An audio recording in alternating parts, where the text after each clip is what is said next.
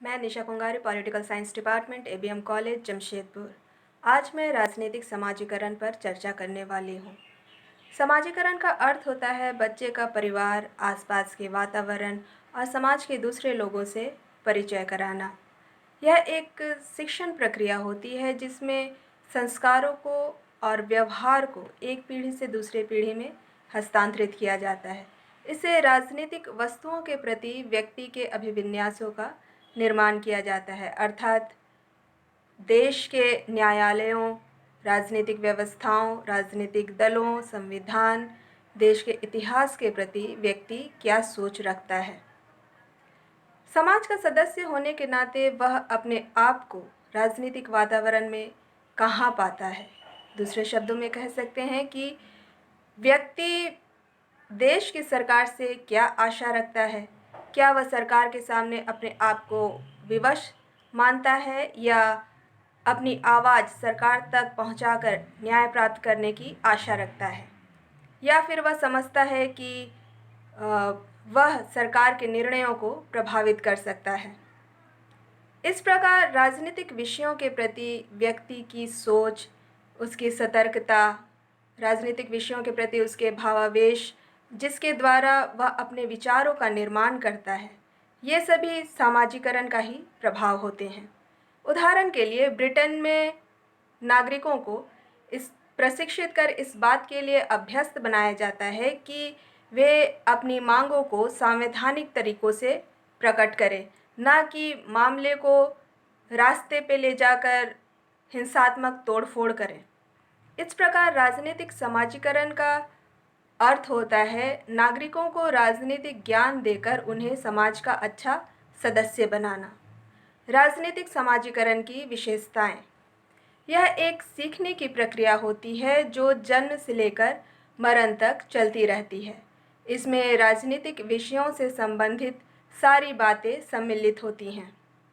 इसमें राजनीतिक व्यवस्था के प्रति लोगों की आस्था का निर्माण किया जाता है, जैसे भारत में लोकतंत्र, धर्मनिरपेक्षता, राष्ट्र की एकता एवं अखंडता की शिक्षा देकर लोगों को अच्छा नागरिक बनाने का प्रयास किया जाता है। इसमें राजनीतिक मूल्यों को एक पीढ़ी से दूसरी पीढ़ी में हस्तांतरित करने का कार्य किया जाता है। इसमें औपचारिक और अनौपचारिक दोनों प्रकार के ज्ञान सम्मिलित होते हैं।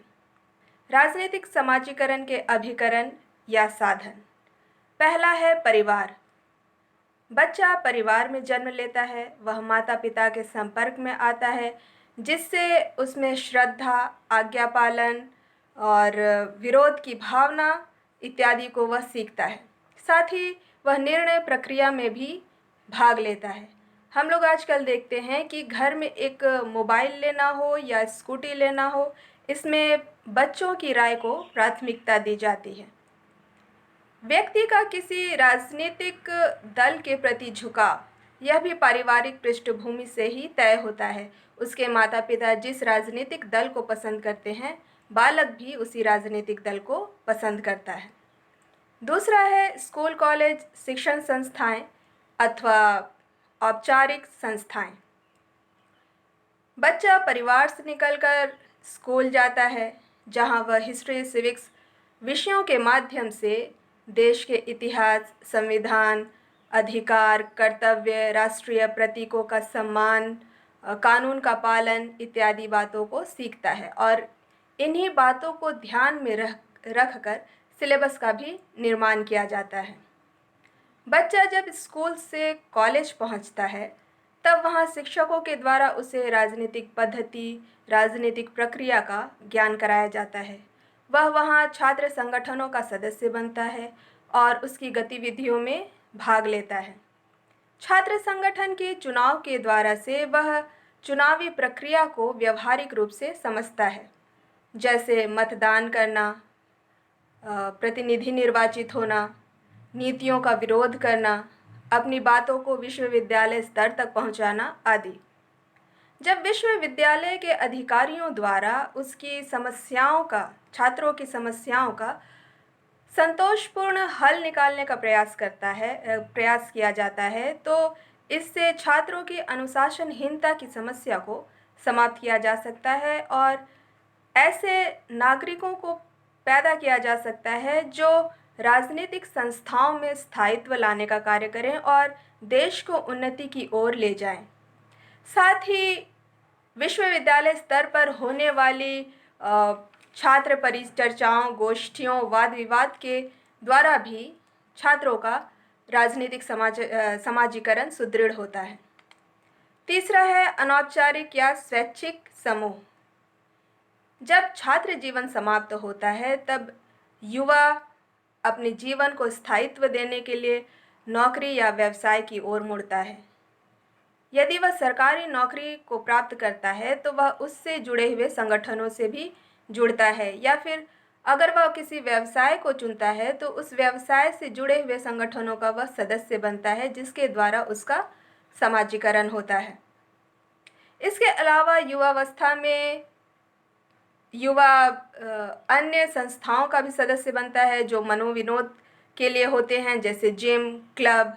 यहाँ वह विभिन्न विषयों पर खुलकर चर्चा करता है, अपने विचारों को बनाता है, विचारों का आदान प्रदान करता है। चौथा है जनसंचार के साधन, जैसे टीवी, रेडियो, न्यूज़पेपर, इंटरनेट आदि। इनके द्वारा तत्काल घटित और विशिष्ट राजनीतिक घटनाओं का ज्ञान होता है। इससे सरकार के कार्यक्रमों और उनके कार्यों की भी जानकारी होती है। प्रौढ़ावस्था में मुख्य रूप से टीवी और समाचार पत्र के द्वारा से इसकी जानकारी मिलती है, जबकि युवाओं को इसकी जानकारी आजकल मोबाइल के माध्यम से मिल जाती है। पांचवा है राजनीतिक दल। राजनीतिक दल जनता और सरकार के बीच महत्वपूर्ण कड़ी का कार्य करते हैं। ये जनता की समस्याओं को सरकार तक पहुंचाते हैं और सरकार की सूचनाओं को जनता तक पहुंचाने का कार्य करते हैं। इस प्रकार हम देखते हैं कि राजनीतिक समाजीकरण के कई साधन हैं, लेकिन इन अभिकरणों में से कौन ज़्यादा प्रभावी होगा और कौन कम, यह तो राजनीतिक व्यवस्था की प्रकृति और देश काल की परिस्थितियों पर ही निर्भर करता है। लेकिन यह सत्य है कि राजनीतिक समाजीकरण एक बहुत ही महत्वपूर्ण प्रक्रिया होती है जो व्यक्ति के जीवन से मरण तक चलती रहती है। धन्यवाद।